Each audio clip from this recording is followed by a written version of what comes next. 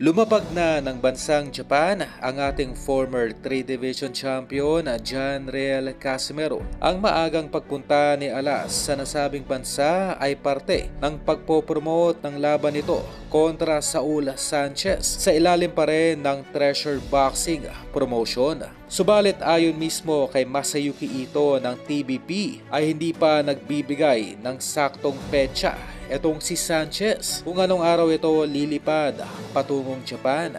Ngayon pa lamang ay mistulang nagmamalaki at nag-aangas na etong kampo ni Saul Sanchez. Dahil ayon pa sa mismong trainer nitong Mexican-American fighter ay hindi raw sila sasabay sa pagdating ni Alas sa Japan. At hindi na raw kailangan pa ng Treasure Boxing promotion na i-advertise ang kanilang laban dahil kalunos-lunos lamang raw ang sasapitin ni Casimero sa mga kamao nito sa darating na Oktubre 13. Ito ay isang parte ng saywar na kung saan ay sinusubukang takutin ng kampo ni Sanchez. Hindi lamang ang ating pambatong si Cuadro Alas, kundi maging ang Treasure Boxing promotion na siyang humahawak ngayon kay Cuadro Alas. Kumbaga, sa laban na ito ay nakasalalay rin ang reputasyon ni Masayuki Ito bilang promoter dahil hindi lamang po ito laban